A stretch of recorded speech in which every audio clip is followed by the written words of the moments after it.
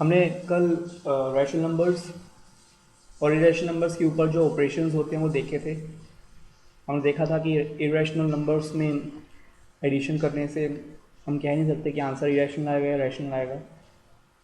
And same was for multiplication, division and subtraction in irrational numbers. हमने देखा था कि कैसे हम इरेशनल्स में मल्टीप्लिकेशन करते हैं, कैसे इरेशनल में एडिशन या सब्ट्रैक्शन करते हैं, डिवीजन करते हैं। तो हमने ऑलमोस्ट सारा का सारा ऑपरेशन जो इरेशनल नंबर के थे वो सब पढ़ लिए थे, और वो सब इसलिए किया था क्योंकि वो इस टॉपिक के लिए काम आने वाला था। और ये जो टॉपिक है क्लास 9th में, मैंने आपको कल भी बताया था कि ये ऑलमोस्ट 100% इसकी आप श्योरिटी ले सकते हैं कि इसका जैसा क्वेश्चन या इस कंसेप्ट से रिलेटेड क्वेश्चन जो है वो हमेशा आएगा ही एग्जाम में। तो ये कंसेप्ट का नाम है रैशनलाइजेशन।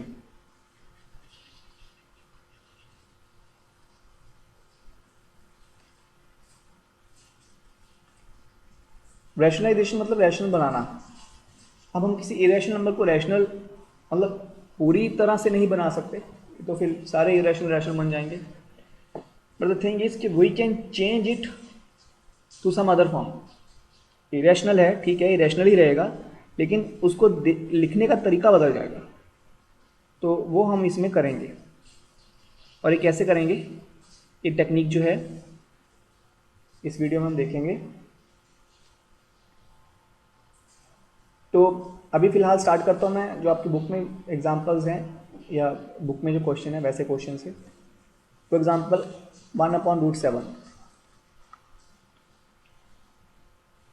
देखिए, प्रॉब्लम हमें होती है कि जब डिनोमिनेटर में हमारे स्क्वायर रूट्स आ जाएं या इरेशनल नंबर आ जाए। इरेशनल नंबर जो है वो डिनोमिनेटर में नहीं होना चाहिए। उसका एक बड़ा बेसिक सा आंसर ये है कि उससे अप्रॉक्सीमेशन करने में बहुत प्रॉब्लम होती है। फॉर एग्जांपल, मुझे पता है कि आपका √2 की वैल्यू क्या होती है, 1.4142 अराउंड समथिंग, है ना। लेकिन अगर मैं पूछूँ कि 1/√2 की वैल्यू क्या होती है, तो आपको वंस को किसी से डिवाइड करना पड़ेगा। तो आप किससे डिवाइड करोगे, क्योंकि आपका यही जो नंबर है वो सर्टेन नहीं है। अगर बीच में ये नंबर हो तो आप कम से कम स्टार्टिंग तो कर सकते हो, ठीक है, 2-3 डेसिमल से निकालो, बाकी नहीं समझाना करने की जरूरत है। लेकिन यहाँ पर प्रॉब्लम ये है कि आपको स्टार्टिंग ही नहीं पता किससे करनी होगी, यहाँ पे नंबर ही नहीं आपको सर्टेन हुआ। तो यही प्रॉब्लम है जिसकी वजह से हमें इरेशनल नंबर को रैशनलाइज करना पड़ता है सिर्फ डिनोमिनेटर, ठीक है। तो इसीलिए हमारा जब रैशनलाइजेशन टॉपिक होगा तो मतलब we are talking about rationalising the denominator only, because we have no objection on numerator being irrational. Okay, तो इरेशनल न्यूमिनेटर हो कोई प्रॉब्लम नहीं है, लेकिन डिनोमिनेटर में नहीं होनी चाहिए। अब रूट को हटाने का क्या मेथड है, √7 है तो √7 से ही मल्टीप्लाई कर दो और डिवाइड कर दो। अच्छा, ऐसा क्यों किया, चलो बैक में जाते हैं।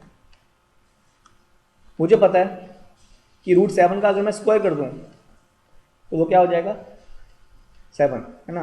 तो √7 इंटू √7 इज √49, और वो 7 बन जाएगा। अभी हम देखेंगे कैसे।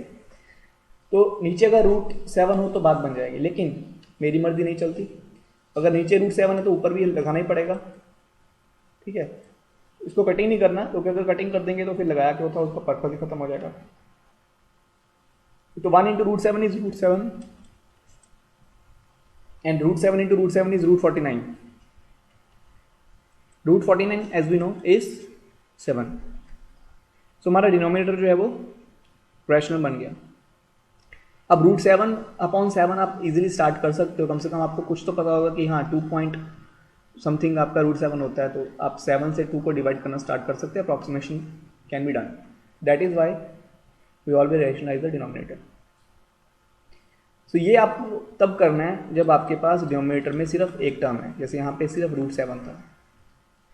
लेकिन एग्जाम में ऐसे क्वेश्चन अगर आएंगे भी तो 1 मार्क के आएंगे। जैसे इस बार आया था कि आप बताइए 1/√10 की वैल्यू क्या है। तो ऐसा करके कुछ क्वेश्चन अगर ऐसे आता है 9th क्लास में, तो इसका मतलब क्या है, आप इसको सॉल्व कीजिए, है ना। तो ये क्या बन जाएगा, ये बन जाएगा आपका √10/10। अब वहाँ पे इस बार जो एग्ज़ाम में गया है तो उसमें √10 की वैल्यू दी हुई थी। Let's say √10 is let's say 3 point something, okay. तो जो भी होगा यहाँ पे 3 पॉइंट समथिंग होगा, 3.0 आई थिंक यहाँ पे ऐसा कुछ था। तो आपको पता है कि ये पॉइंट शिफ्ट हो जाएगा, 0.3 समथिंग हो जाएगा। अगर अकेला ही, जैसे कुछ स्टूडेंट्स ने इस बार ऐसे किया कि वो √10 की वैल्यू दी है तो उन्होंने वहाँ पे 1/3 पॉइंट जो भी वैल्यू दी थी वो यहाँ पे डाल दी, 303 समथिंग ऐसे मान लो है। तो डिवीज़न स्टार्ट कैसे करोगे, है ना। इसीलिए हम इरेशनल को डिनोमिनेटर में रैशनल में हमेशा चेंज करेंगे, भले ही वो बोले ना बोले, आपको ये करना ही होगा। ऐसे मान लीजिए हमारे पास कोई क्वेश्चन है, लेट्स से √7 - 2, इसको इस टर्म इस एक्सप्रेशन को आप रैशनलाइज कीजिए, इसका डिनोमिनेटर। अब नीचे 2 है तो क्या करूँगा मैं, मुझे चाहिए कि √7 का स्क्वायर हो जाए। तो अकेले √7 से करूँगा तो फिर क्या होगा, √7 तो स्क्वायर हो जाएगा लेकिन 2 के साथ √7 आ जाएगा। तो इस केस में अगर √7 के साथ स्क्वायर हो जाए तो साथ में 2 का भी कुछ चेंज हो जाए तो कोई बात नहीं, लेकिन मुझे ये है कि √7 का स्क्वायर हो जाना चाहिए। अब मुझे पता है कि अगर यहाँ पे नीचे ये -b है, कहीं से अगर a+b आ जाए तो ये क्या बन जाता है, a² - b²। मतलब इंडिविजुअल यहाँ पे जो नंबर है उनके ऊपर इंडिविजुअल स्क्वायर लग जाता है। होल स्क्वायर करना यहाँ पे हमारे लिए फ़ायदेमंद नहीं है, क्यों, क्योंकि होल स्क्वायर करने से भी क्या रहेगा, अगर मैं होल स्क्वायर भी कर देता हूँ तो क्या होगा, √7 - 2 का होल स्क्वायर, वो क्या हो जाता है, √7 का स्क्वायर होगा, दैट्स गुड, ठीक है, वो इसका प्रॉब्लम खत्म हुआ। 2 का स्क्वायर भी हो गया, ठीक है। लेकिन यहाँ पे फिर क्या आएगा, 2 × 2 × √7, तो यहाँ पे तो फिर से √7 बच गया, वही तो मुझे नहीं चाहिए। ओके, तो इसीलिए हम क्या करेंगे, हम यहाँ पे जब भी आपके पास नीचे 2 टर्म या 3 टर्म, तीन वाले हम बाद में करेंगे, they are not that important. ये जब भी ऐसा होगा तो आप क्या करोगे, यहाँ पे जो साइन है उसका निगेशन या उसका कॉन्जुगेट, या फिर आप सिंपल भाषा में उसका उल्टा साइन लेकर यहाँ पे मल्टीप्लाई करोगे। अगर नीचे किया तो ऊपर तो करना ही पड़ेगा। तो the answer would be √7 + 2 × 1, that is √7 + 2। यहाँ पर a+b a - b क्या होगा, a² - b²। तो the answer would be √7 + 2 upon 7, √7 का स्क्वायर इज √49। अब आप इतनी बार कर करके आपको पता लग गया होगा कि स्क्वायर और स्क्वायर रूट कट जाते हैं। ये क्यों करते हैं आपको नेक्स्ट एक्सरसाइज में पता लगेगा। फिलहाल के लिए मैं बता दूं कि स्क्वायर रूट कुछ नहीं होता, ये पावर 1/2 होती है। और जब 1/2 पावर को आप स्क्वायर करोगे उसका, तो आपको पता है a⁴n क्या होता है, a⁴mn कट जाता है और अकेला वही नंबर होगा। तो सिंपल भाषा में स्क्वायर और रूट कट जाएगा। ज़्यादा फिर से इसको हम समझाएंगे नेक्स्ट एक्सरसाइज में। √7 + 2 इज √7 + 2, इसका कुछ नहीं हो सकता, हमने कल देखा था। 7 - 4 = 3, तो ये एक रैशनल नंबर आ गया। ऐसे ही एक और एग्जांपल ले लेते हैं, लेट्स से √5 - √2 अपॉन √5 + √3। अब देखिए, बेसिकली आपको ध्यान किस पे देना चाहिए, डिनोमिनेटर की तरफ। न्यूमिनेटर में जो मर्जी चलता जाए, अपने को कोई चिंता नहीं है। तो यहाँ पर √5 + √3 है, तो हम √5 - √3 से ऊपर नीचे मल्टीप्लाई करेंगे। कुछ स्टूडेंट कंफ्यूज हो जाते हैं, वो देखते हैं ऊपर भी √5 वाले नंबर, रूट वाले नंबर है, तो हम ऊपर माइनस है तो प्लस के साथ फिर √2 कर देंगे, उसका नीचे डिनोमिनेटर में कोई फर्क नहीं पड़ेगा, वो इरेशनल ही रहेगा। अब इसको सॉल्व करते हैं। नीचे तो आपको बनेगा ही वही जो आपने चाहा था, मतलब a² - b²। तो नीचे हमारा ये पर्पज़ इसलिए होता है कि प्लस है तो माइनस के साथ कर दो, माइनस है तो प्लस के साथ कर दो, so as to get a² - b² in the denominator. ऊपर कल जो हमने टेक्निक सीखी थी वही है, मतलब सिंपल मल्टीप्लिकेशन, लेकिन बस रूल्स याद रखिए कि कौन किसके साथ मल्टीप्लाई हो सकता है और किसको बस बाहर ही रुकना है। फिलहाल यहाँ पे हमारे सारे के सारे इरेशनल हैं ऊपर, तो सभी घुस सकते हैं। √5 इज √25 माइनस √15 बिकॉज 5 से 15, minus √2 into minus √5 is minus √10, and minus minus plus √6 divided by √5 square is 5 and √3 square is 3. So √25 is 5 minus √15 minus √10 plus √6. तो यहाँ तक आप कर सकते हो, बिकॉज उसके बाद तो फिर ये अनलाइक टर्म्स होगी और आप एडिशन और सब्ट्रैक्शन नहीं कर सकते। मैंने आपको कल बताया था √15 और √10 ऐड नहीं हो सकते या सब्ट्रैक्ट नहीं हो सकते। एडिशन और subtraction in irrational is highly selective. तो ऐसे आप क्वेश्चंस ट्राई कीजिए। आज आपको ये ढेरों क्वेश्चन मिलने वाले हैं, बहुत सी एक्सरसाइज में आपको क्वेश्चन मिलेंगे। तो मैं आपको पेज दे दूंगा, एक फ़ोटो मिलेगी आपको, उन क्वेश्चंस को आप सॉल्व कीजिए। इसके साथ आपको एक और टाइप मैं दूंगा भी साथ में। उसमें क्या होगा, उसमें मान लीजिए मेरे पास क्वेश्चन है √2 - 3 अपॉन √2 - √3, सॉल्व दिस। और सॉल्व करके आपका जो आंसर आएगा उसको भी मैंने उसका भी आपको हिंट दिया होगा। सो चलिए इसको सॉल्व करते हैं, फिर मैं आपको बताता हूँ। तो इसको सॉल्व करने से क्या होगा, ठीक है, तो 2 - 3 आएगा। 2 का स्क्वायर इज 2, पूरा कर देना चाहिए। चलिए ठीक है, पूरा कर देता हूँ आपके लिए, ये फर्स्ट टाइम है। तो √2 × √2 इज √2 स्क्वायर, √2 × √3 इज √6। मैं शॉर्ट में कर रहा हूँ सिर्फ आपको समझाने के लिए, आप चाहें तो इसको इलेबोरेट करके पूरा सॉल्व कीजिए।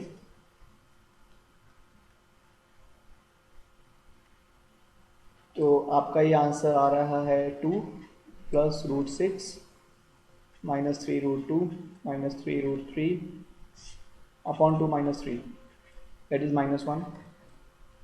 यहाँ पे नंबर ऑफ टर्म्स ऊपर बहुत ज़्यादा बन रही हैं, तो व्हाट आई वांटेड वो इसमें नहीं हो पाएगा।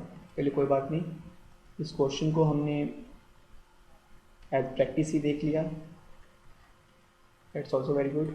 इसको आप सॉल्व नहीं कर सकते फर्दर। ये आपका -1 आएगा नीचे।